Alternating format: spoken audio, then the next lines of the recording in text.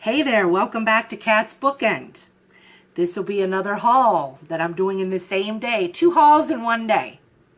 This is a haul from Book Outlet. And I got Beholding Bee by Kimberly Newton Foster. This is almost in brand new condition here. These are all used books supposedly, but this is in really, really good condition.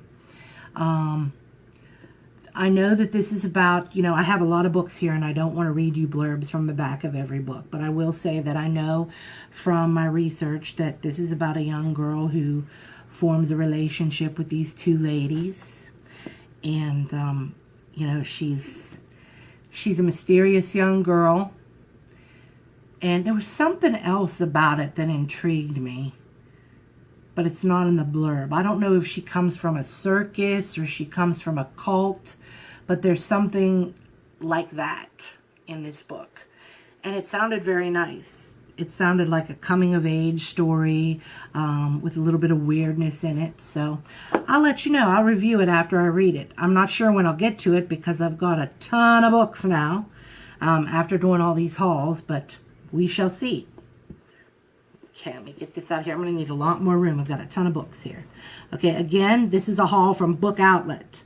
Okay, now I got this book behind closed doors, and see, it's a little tiny bit damaged. But I don't care. That's why they're good prices, because sometimes, they've been used.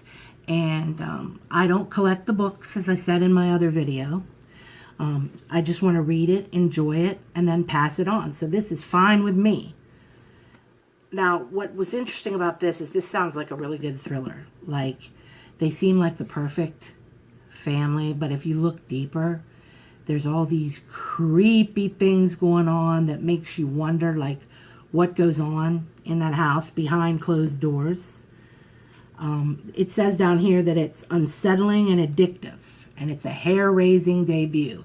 And it sounds like it. This one, I will read you a little blurb from it because this sounds really good.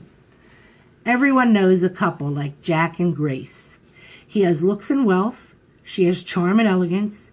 He's a dedicated attorney who has never lost a case. She's a flawless homemaker and a masterful gardener and cook. And she dotes on her disabled younger sister. Though they're still newlyweds, they seem to have it all. You might not want to like them, but you do. You're hopelessly charmed by the ease and comfort of their home, by the graciousness of the dinner parties they throw. You'd like to get to know Grace better. But it's difficult because you realize Jack and Grace are inseparable. Some might call this true love. Others might wonder why Grace never answers the phone, or why she can never meet for coffee, even though she doesn't work. How she can cook such elaborate meals but remain so slim, or why she never seems to take anything with her when she leaves the house, not even a pen, or why there are such high security metal shutters on all the downstairs windows. Some might wonder what's really going on once the dinner parties are over and the front door has closed. That sounds freaking awesome. So I look forward to reading that. And then here's one called The Furies, and it's a thriller. But I think it's like a fantasy thriller. Okay? For centuries, the Furies have lived among us. Long ago, they were called witches and massacred by the thousands. But they're human just like us, except for a rare genetic mutation that they've hidden from the rest of the world for hundreds of years. Now, a chance encounter with a beautiful woman named Ariel has led John Rogers into the middle of a secret war among the Furies. That's all I'll read you for now. I mean, I think that right there is intriguing enough in itself. And like I said, I really don't have time to read the blurbs from every book because this is a long one, a lot of books. But that does sound excellent. So, The Furies by Mark Alpert. And I think that's a series, too. Okay, this is newly released. Believe it or not, I think this is used. I don't know if I bought this new. I think this is still used in excellent condition. I don't know. I could be wrong. It could be a new one. But look how pretty that is, okay? I think that I got it. The cover attracted me. So I'm not going to say that's why I got the book. But it sounded really, really good. It's about it's supposed to be darkly comic. And it's about a family. They're very dysfunctional. And how they come together after a death in the family. And they're all very, very eccentric. So I got this. Then I couldn't resist this. I'm pretty sure this is brand new. Bullseye Puzzles. Wordplay teasers that aim to tickle your brain. And I like to do puzzles. So I thought, okay, I've never really heard of bullseye puzzles before. So this is something new to try. I make jewelry. That's a hobby that I have. So when I saw Bewitching bead and wire jewelry, I definitely ordered it. It's a bunch of different pretty types of jewelry here. Look at that bracelet. Necklace. It's pretty. Pretty stuff. Ooh, I want to make that. That's nice. It's called a symmetrical amethyst necklace. I like amethyst. It's pretty. Okay. Oh, a blue coral necklace. And look, this looks as good as new too. It might be new. Some of them in Book Outlet are new. So who knows? And then there's some pictures of the jewelry that's in the book. Okay. Metatropolis. This is short stories about cities in the future. And I read a lot of sci-fi about futuristic cities and, you know, the people that live in them. And this is like a collection of those stories. And it's edited by John Scalzi, and I think he wrote something in it too. These are the authors that write the stories. So that'll be a different sci-fi for me to read. This I ordered because it's about pets, okay, and how they take over your lives. Enslaved by Ducks, okay, and it says how one man went from head of the household to bottom of the pecking order. And, you know, he had ducks, but he had other pets too. And I'm like, I've got to read that because I love animals and I love pets. And I know how they could really take over your life like a child. So this is by Bob Tart. So I'll let you know. It says it's a laugh out loud chronicle. So this is a true story probably. I didn't even care if it was a true story or fiction. I just thought that this was going to be an amusing story.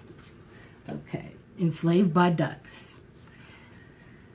This is called The Chamber of Five. Who really rules the school? So it's a mystery about some boys that are kind of like behind the scenes terrorizing the school. Kind of like, I don't know if any of you have ever heard of the Lords of Discipline movie. But this sounds a lot like that. And I think this is a young adult novel because look at how little it is. It's going to be a quick read. And then the main character is a 17-year-old. So yeah, this is young adult. But, you know, I don't care. I like young adult too. And this is like right up my alley. I like stories like that about, you know, mysterious sects or orders or cults. Okay, now this one. 13 Ways of Looking at a Fat Girl. This was my most expensive book. Okay, this is brand new. And this explores how people with their body image, it can get out of hand because of the way society is and the insecurities of people about their body. And this is about someone who isn't even fat, who thinks they're fat and, you know, has a very negative body image. So plus it's really pretty. But I thought that this, you know, was appropriate because these days, yeah, it's all about body image.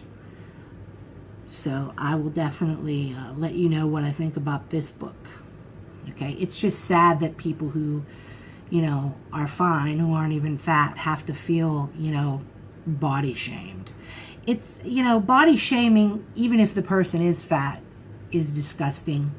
But, you know, people wouldn't have these disorders and be so unhappy if it wasn't for society's views. So I will definitely investigate this book. The Boy Who Drew Monsters. The Boy Who Drew Monsters. Okay, learn to talk, cat.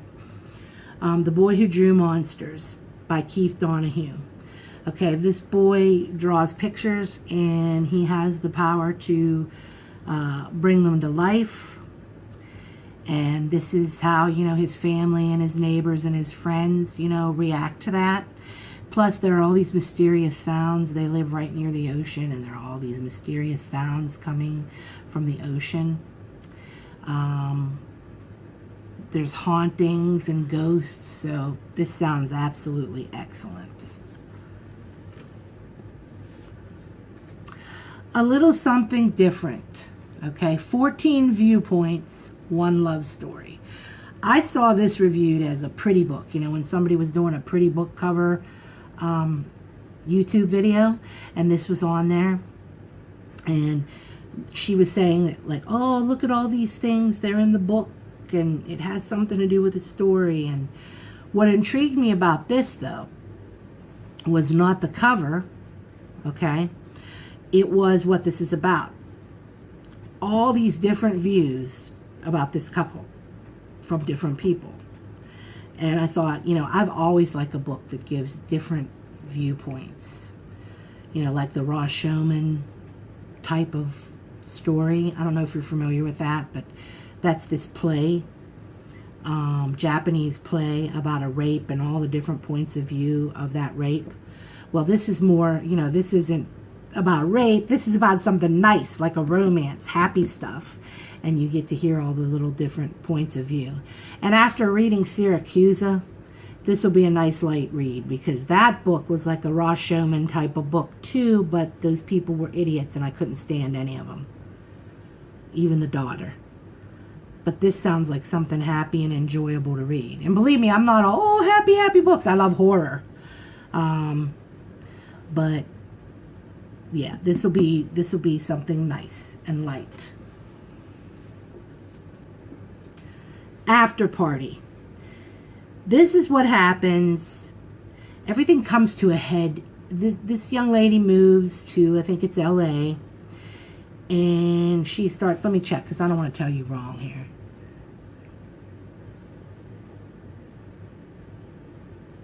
It's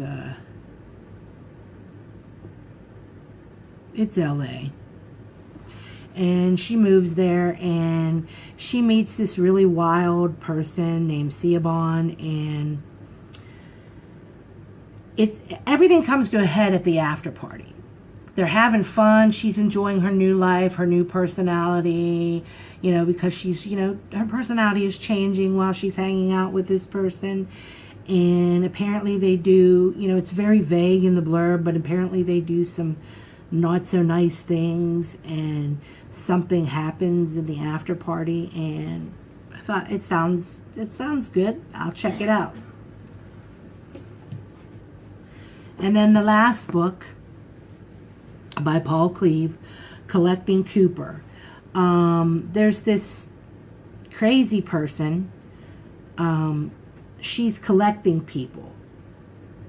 Okay, I'm not sure why, but the first person to get collected is Cooper. And here, let me read you this, okay? A gripping thriller about a former private investigator's search for redemption and a mental patient's dark obsession. So the mental patient is collecting people, and Cooper is his friend, a college professor. So there you have it. This is my haul from Book Outlet, and I think all these books sound awesome, and I can't wait to read them. And it's going to take me a long time, but I'm going to do it, by golly. All right. Thank you for stopping by.